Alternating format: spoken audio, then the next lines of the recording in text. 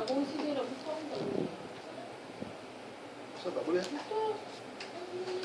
Innal hamdalillah nahmaduhu wa nasta'inuhu wa nastaghfiruh wa na'udzu billahi min shururi anfusina wa min sayyiati a'malina.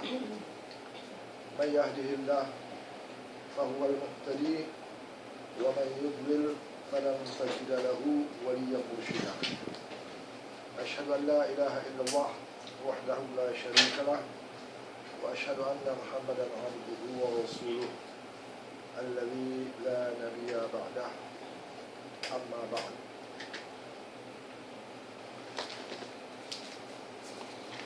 Kajian kita terhadap kitab Bulughul Maram ini, kita hampir selesai membahaskan hadis-hadis yang menyangkut masalah libas ataupun pakaian. Terakhir kita bicara adalah tentang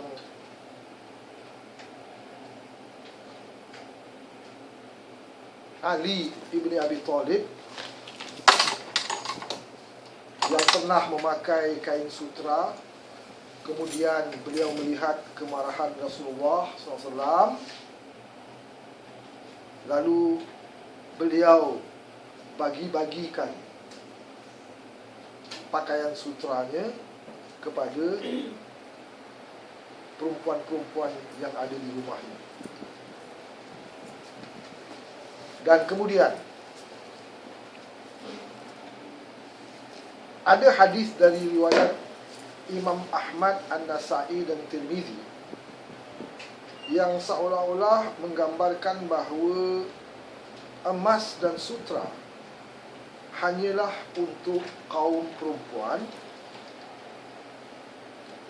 namun diharamkan atas kaum lelaki. Cuma sayang sekali hadis ini maklul, ada cacat. Dan kita dah ketemukan adanya hadis-hadis yang menggambarkan pembenaran Rasulullah SAW terhadap memakai pakaian jenis sutra. Dan saya dah bicarakan bahawa di dalam kitab Fathul Bari ada 20 orang sahabat yang memakai sutra. Itu menunjukkan bahawa sebenarnya para sahabat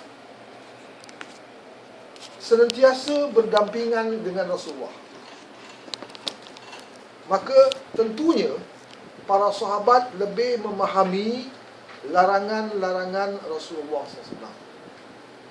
Dan saya dah katakan bahawa sebenarnya dalam urusan larangan atau perintah yang kita ketemukan dalam hadis-hadis Rasulullah, memang menurut kaedah usul fikih, tiap-tiap perintah itu wajib, tiap-tiap larangan itu haram. Namun tentunya kalau ada qarinah, petanda-petanda, dalil-dalil yang lain yang menunjukkan bahawa setelah larangan itu ada saja yang tetap melakukannya, artinya larangannya itu adalah makruh.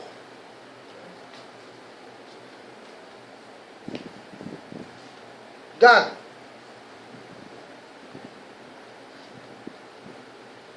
pada hadis berikut ini kita akan lihat betapa sebenarnya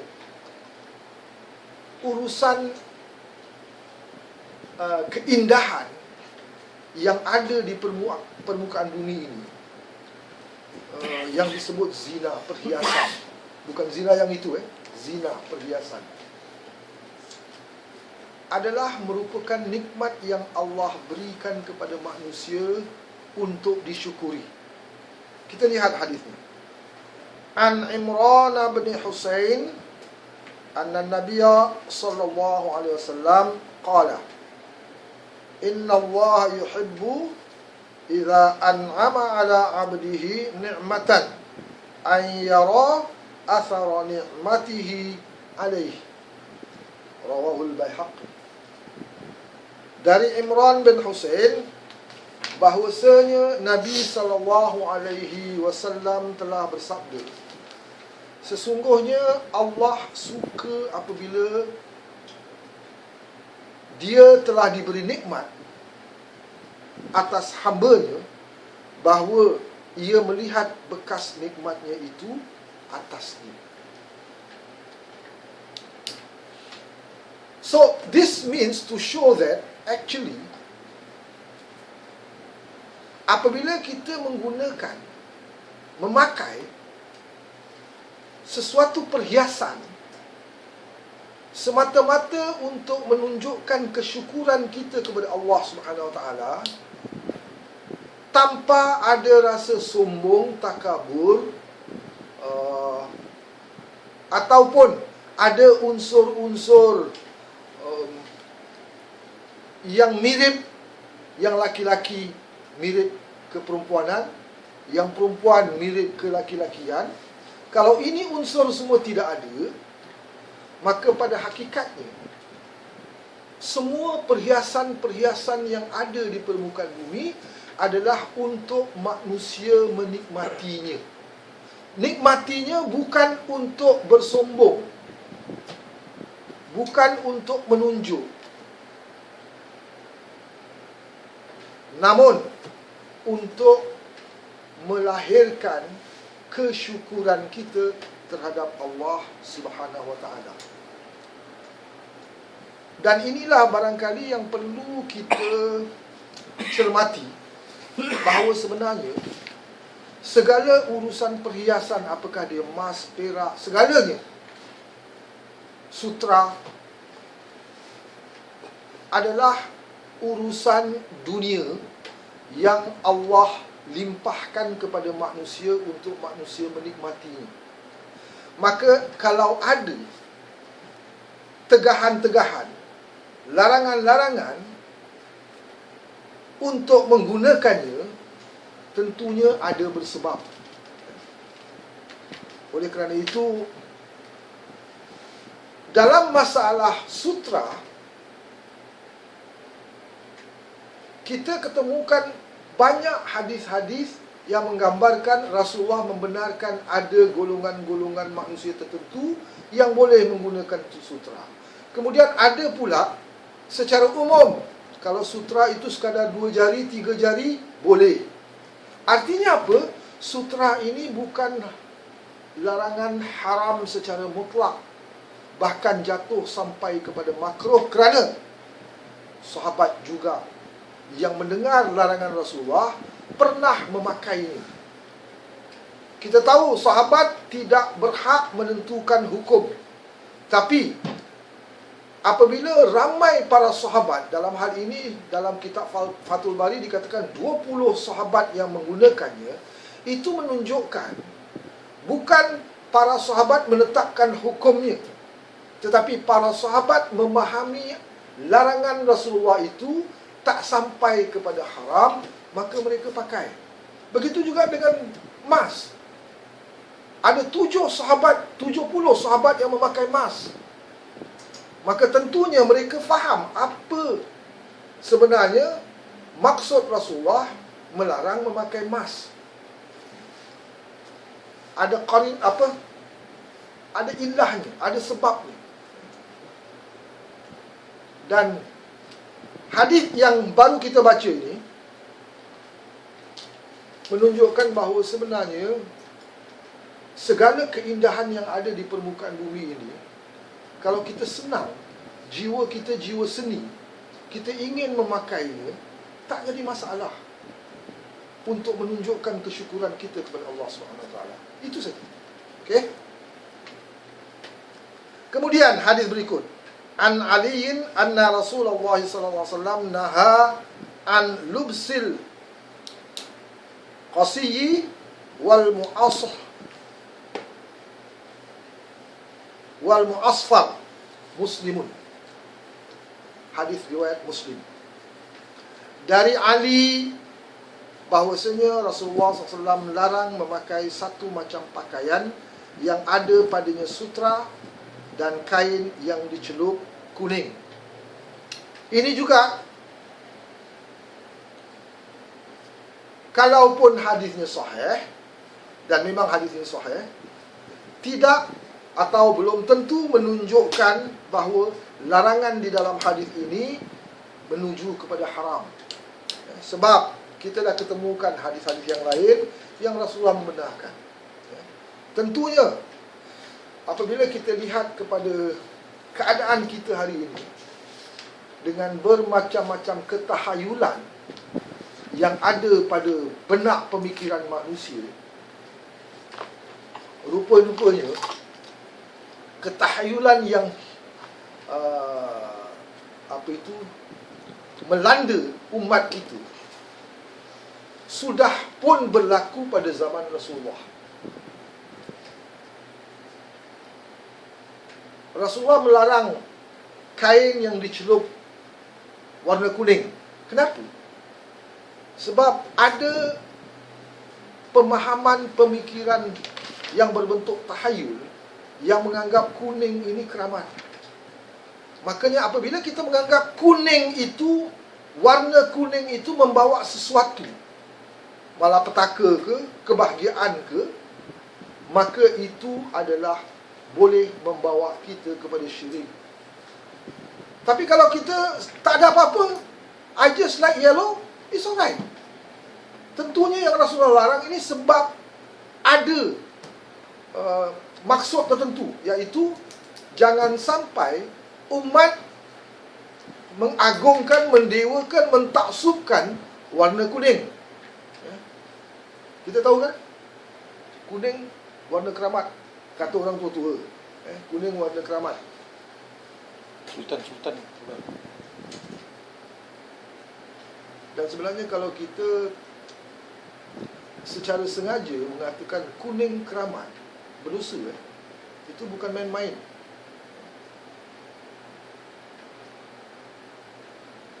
Okay, that means apa yang dilarang Rasulullah tadi pada hadis riwayat Imam Muslim belum tentu membawa kepada haram.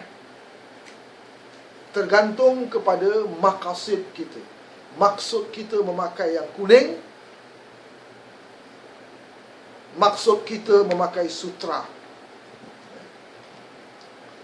Nah, kemudian kita lihat hadis berikut.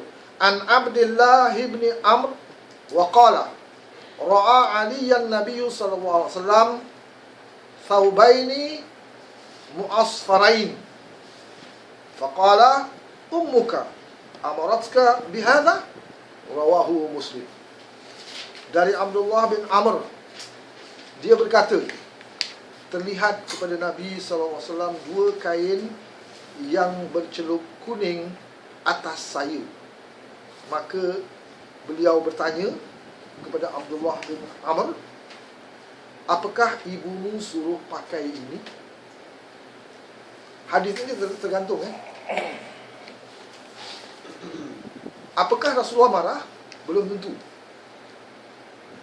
Tapi boleh juga kita anggap Rasulullah marah. Bila kalau Rasulullah maksudkan adalah, apakah ibumu yang suruh pakai ini untuk melindungi kamu dari sesuatu? Kan pakai kuning kan keramat. Maka di situ baru boleh kita katakan Rasulullah larang. Namun kita lihat hadis ini tergantung. Artinya it is open to interpretation. Bagi kita, bila kita melihat hadis begini, kita tak usah mengambil satu kesimpulan, tak usah andai-andaian. Nabi terlihat Abdullah bin Amr, pada beliau ada dua kain yang bercelup warna kuning. Maka Nabi sekadar bertanya, apakah ibumu suruh kamu pakai ini? Itu aja. Artinya boleh saja pakai atau boleh saja tak usah pakai. Secara zahir, hadis itu tidak menggambarkan haramnya ataupun pembenarannya. Jadi kita terima apa adanya saja. Okay? And yang terakhir dalam masalah libas ini adalah sebuah hadis yang diriwayatkan oleh Abu Dawud, yang asalnya terdapat di kitab Muslim. An Asma'a binti Abi Bakr annaha akhrajat jubbata Rasulillah sallallahu alaihi wasallam mukfu fatal jaib wal kummain wal farjain bid-dibaj. Rawahu Abu Dawud wa asluhu fi Muslim wa zada kanat inda Aisyata hatta qubidat faqabaltuha wa kana an-nabiy sallallahu alaihi wasallam yalbasuha fanahnu naghsiluha lil marda yustashfa biha. Wa zada al-Bukhari fil adabil mufrad wa kana yalbasuha lil wafdi wal jumu'ah. Dari Asma binti Abu Bakar, ini anak Abu Bakar yang lagi satu selain daripada Aisyah, Asma binti Abu Bakar, bahawasanya dia keluarkan jubah Rasulullah SAW yang lehernya dan dua tangannya dan dua belahannya bersulam sutra. Now you see, ini cerita Rasulullah sudah tidak ada. Pakaian Rasulullah disimpan oleh Asma. Asma keluarkan jubah Rasulullah yang leher dan dua tangannya serta dua belahannya bersulam sutra. So that means boleh kan? Rasulullah juga pakai sutra walaupun campuran. Makanya banyak di antara para ulama yang membenarkan kalau campuran boleh-boleh saja. Hadis ini diriwayatkan oleh Abu Daud dan asalnya di dalam Muslim. Kemudian pada Muslim, di dalam Muslim ada penambahan, adalah dia di sisi Aisyah hingga dia wafat. Dan aku, ya ini Asma, simpan dia dan adalah Nabi SAW memakainya.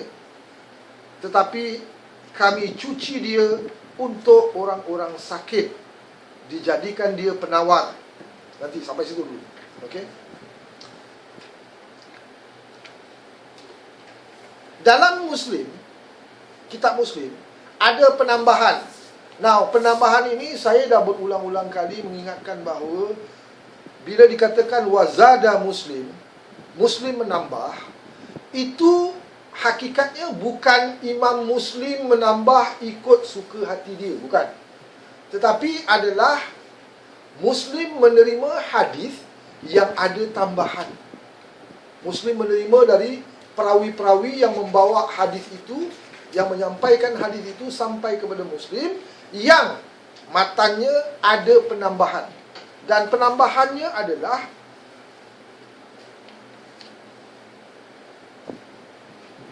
pakaian itu ada pada Aisyah hingga ia wafat. Siapa yang wafat?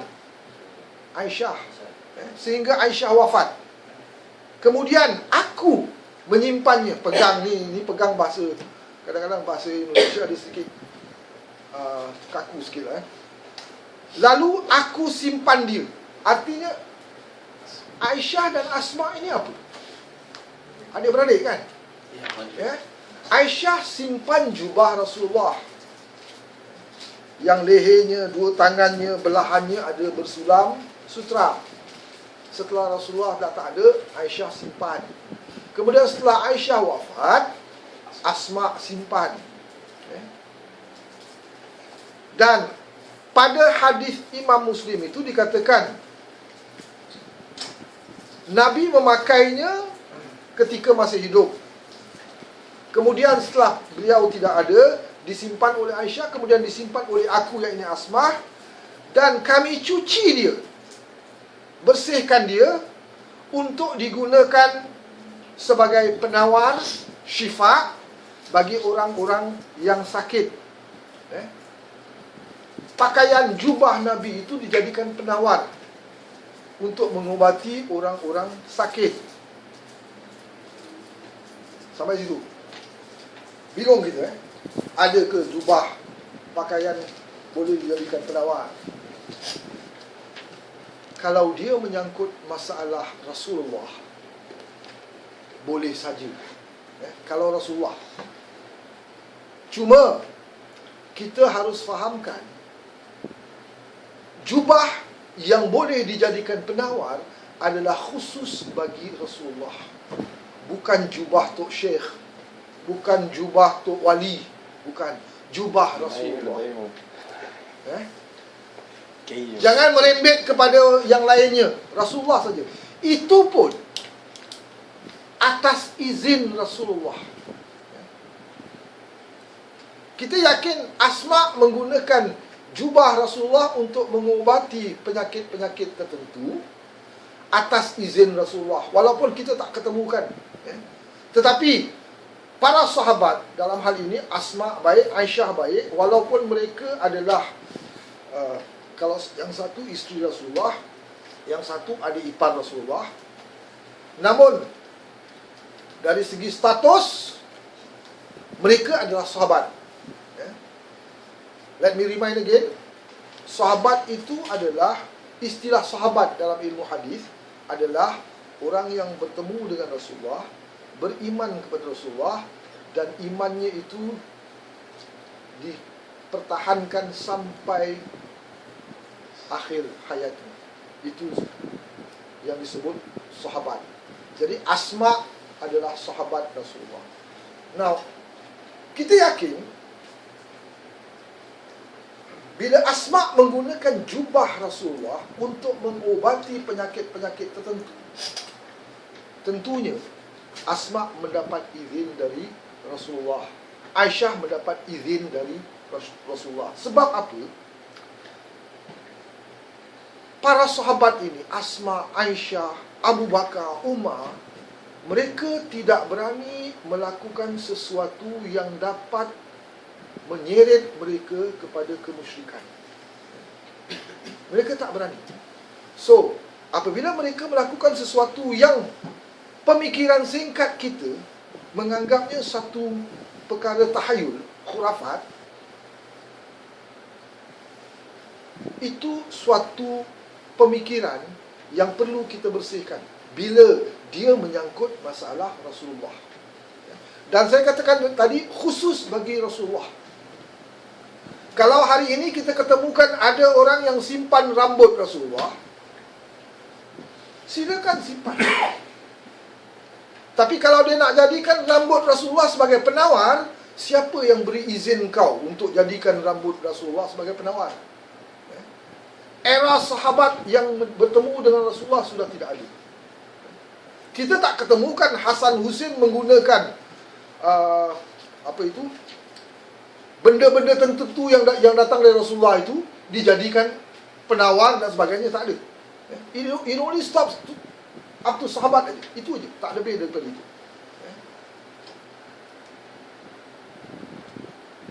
Kalau kita perhatikan yang sekarang sibuk dekat Facebook ni, apa tu? Ada orang claim ada rambut Rasulullah pada dia. Tabi'in yang menyimpan rambut Rasulullah, sahabat baik, tabi'in baik, tabi'ut tabi'in baik, mereka menyimpan rambut Rasulullah bukan kerana ketahayulan, but the love towards Rasulullah, cinta kepada Rasulullah. Cinta kepada Rasulullah itu sehingga rambut pun jadilah. Kalau kita masih muda-muda dulu sedang bercinta kan, nampak pintu tingkap pun jadilah. Kan gitu kan? Nampak pintu tingkap pun jadilah. Hilang rindu kita. Kalau dia kasih selai surat, kita cium surat itu. Padahal surat kertas. Tapi inilah bila cinta kita sudah mendalam. Nah, cinta para sahabat tabi'in, tabi'ut tabi'in kepada Rasulullah begitu. Mereka menyimpan rambut Rasulullah sekadar untuk merasakan dekatnya mereka dengan Rasulullah. Tapi tidak lebih dari itu. So now if you claim you have rambut Rasulullah, silakan. Tapi nak buat apa? Aku cinta Rasulullah. Cinta Rasulullah, good. Buktikan kecintaan kita kepada Rasulullah. Bagaimana? Hidupkan sunnah Rasulullah.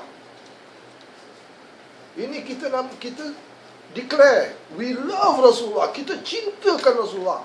Tapi kita melakukan perkara-perkara yang Rasulullah tidak pernah perintah, tidak pernah anjurkan. Ini cinta monyet namanya. Cinta bohong. I love Nabi. Facebook banyak I love Nabi. I love Allah. Anybody can say I love Nabi, I love Nabi. Aku sayangkan Nabi, aku cintakan Nabi. Tapi Nabi punya maul mencintai Rasulullah bukanlah mendewa-dewakan beliau, tetapi menghidupkan dan meneruskan apa yang telah beliau perjuangkan selama berapa tahun? 23 tahun. 13 tahun di Mekah, 10 tahun di Madinah. Inilah perjuangan Rasulullah sepanjang beliau hidup, kemudian diangkat menjadi Rasul. Dan ini yang harus kita lanjutkan.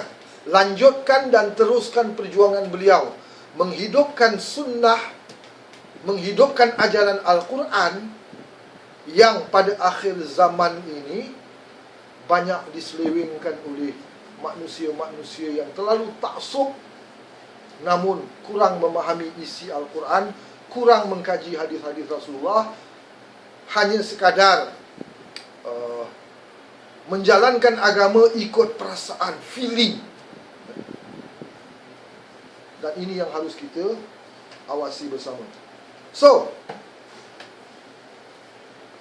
kita tak nafikan kalau Asma menjadikan jubah Rasulullah sebagai apa itu? Syifa, penawar. Penawar untuk mengobati penyakit. Dan mengobati penyakit ini juga bukan sebarang penyakit. Penyakit-penyakit tertentu, penyakit-penyakit yang setelah kita usahakan tetap saja tak sembuh-sembuh, barangkali ada hal-hal yang di luar kekuasaan kita, maka kita gunakan apa yang disebut dengan apa itu,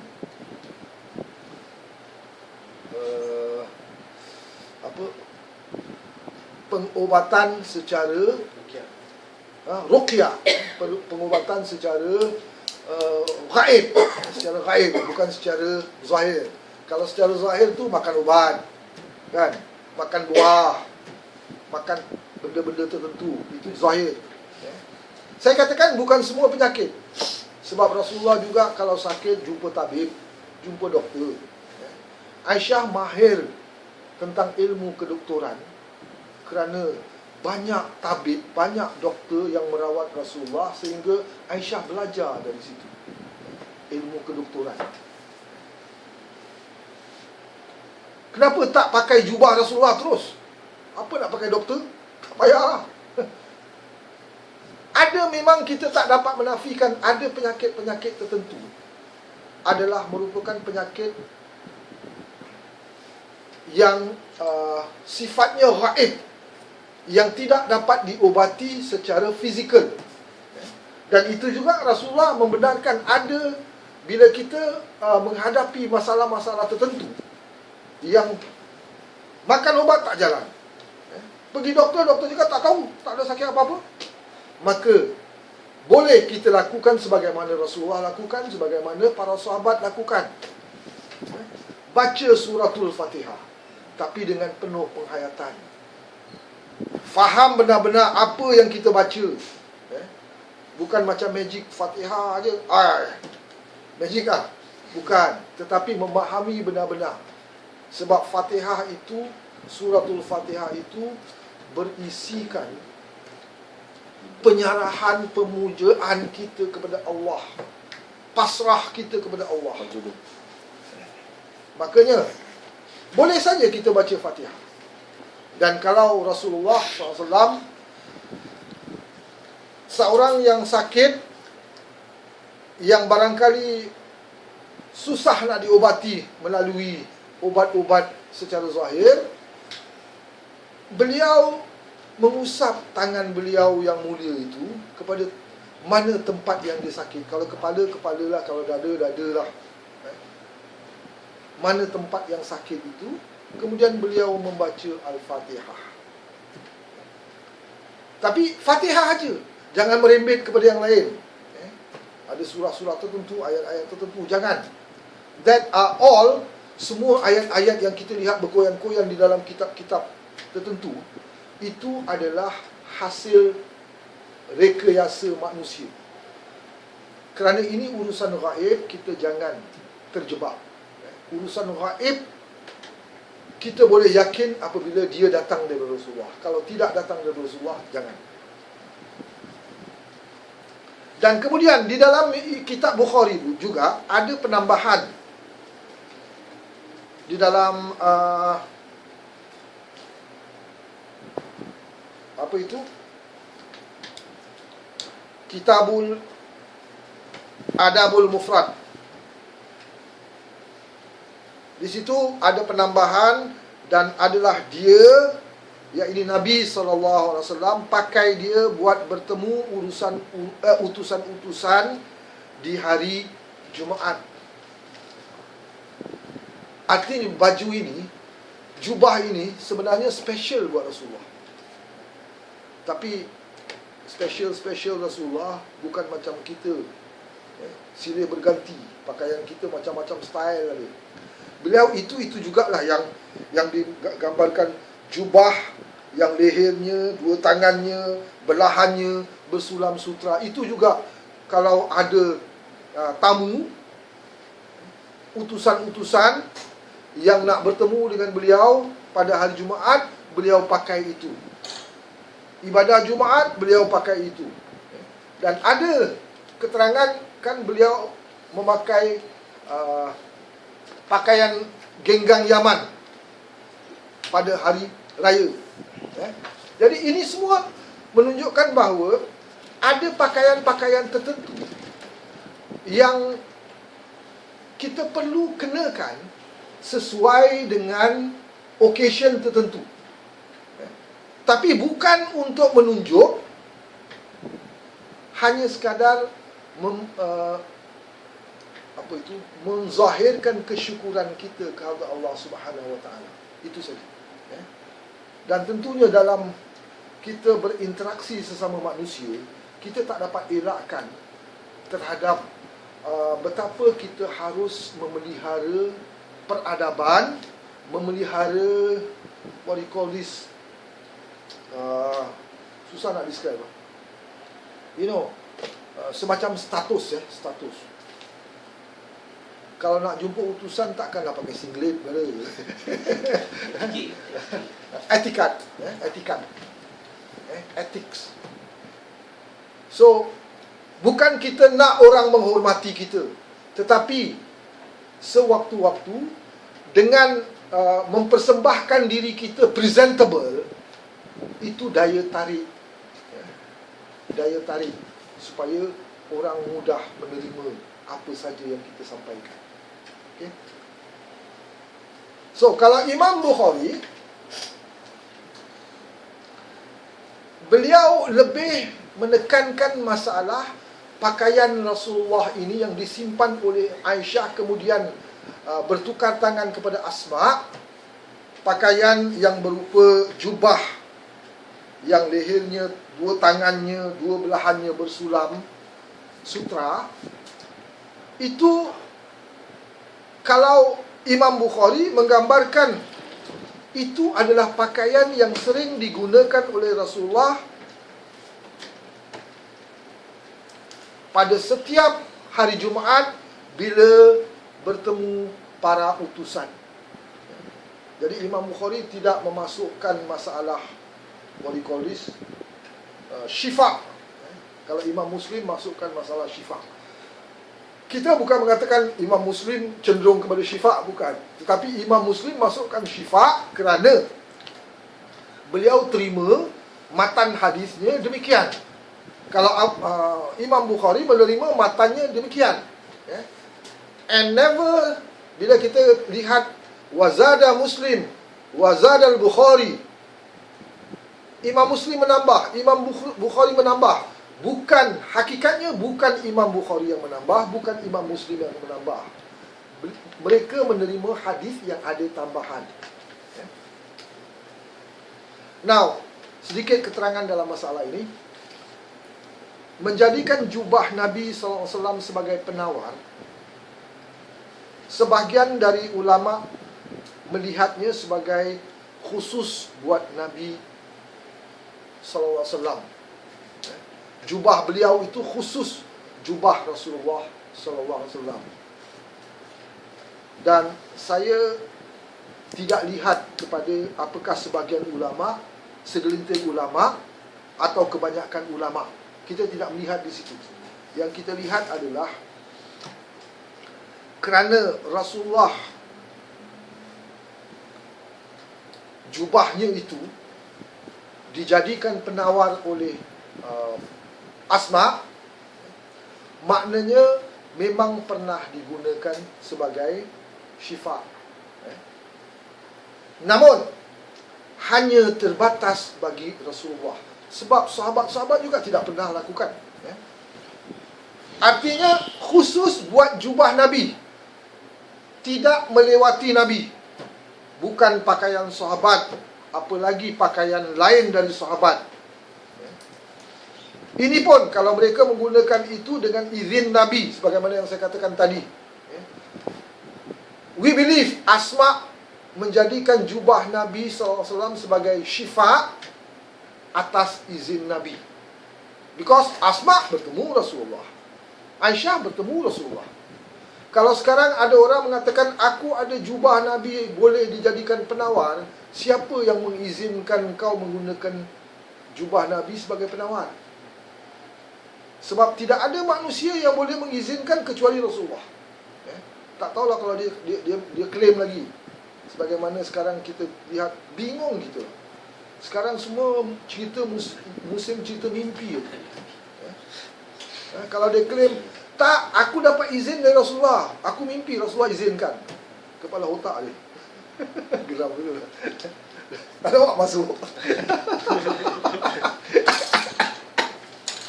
Nah, inilah yang perlu kita hati-hati. Nah, demikian pembahasan libas. Walaupun dalam kitab Bulughul Maram ini hadis-hadis yang menyangkut masalah pakaian terbatas, tidak menyeluruh. Namun mudah-mudahan yang penting bagi kita adalah pada hakikatnya pakaian, perhiasan adalah urusan dunia. Kalaupun ada larangan, tentunya ada bersebab. Kalau kita nak mengharamkan emas, nak mengharamkan perak, nak mengharamkan sutra, nak mengharamkan apa sekalipun,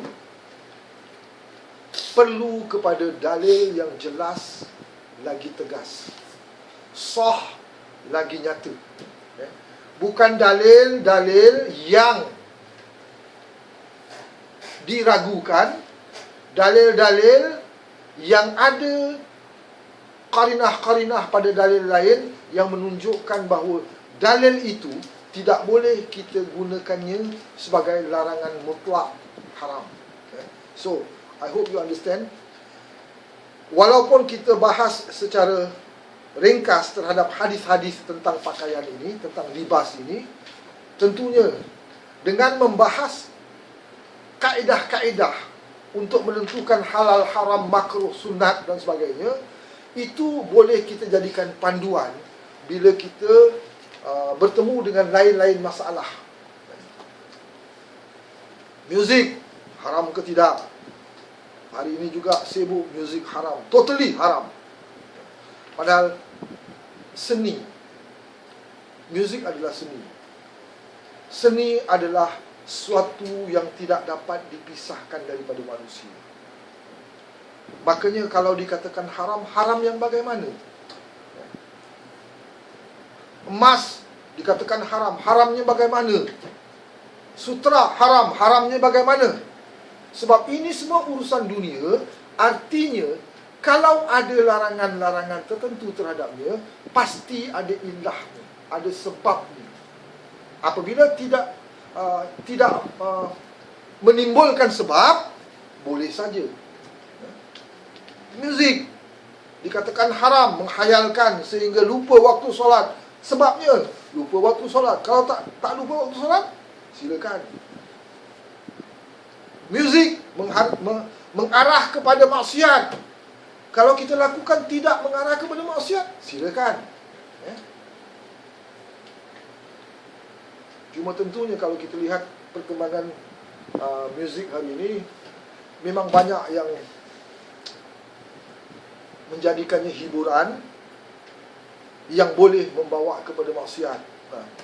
Makanya kalau itu dikatakan haram, yes. Tapi kalau hanya saya nak tidur, saya suka dengar Kenny G. Haram ke? Soothe my mind, empty my feelings. Yes. Tak salah, silakan. Tapi kalau kita dengungkan muzik totally haram, artinya kita sudah menafikan kenikmatan-kenikmatan yang Allah curahkan kepada manusia. Di antaranya ini, muzik ini satu seni. Dia satu keindahan yang ada di dalam kehidupan ini. Gambarkan kalau tak ada seni ini, hidup ni kaku je. I think this is what the certain people menganggap dunia ini mesti kaku je, terus kaku, tak usah ada muzik, tak boleh. Muzik ni khayal. That means your life will be empty, kosong kan.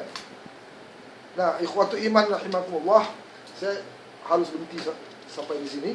InsyaAllah nanti pada kajian berikut kita akan sambung dan teruskan pembahasan janaiz. Walaupun ada di antara kita yang sudah melewati hadis-hadis tentang janaiz, tapi untuk hari ini, hari Jumaat ini, kita akan sampai kepada pembahasan janaiz cuma 3 weeks from now. Janaiz adalah masalah jenazah, pengurusan jenazah. Segala masalah yang menyangkut tentang jenazah. Okey, saya cukupkan sampai di sini. Aku qauli hadza astaghfirullah li wa lakum. Wassalamualaikum warahmatullahi wabarakatuh. Kalau ada apa-apa nak tanya, silakan. I give you 10 minutes, 5 minutes. I have to go back early today.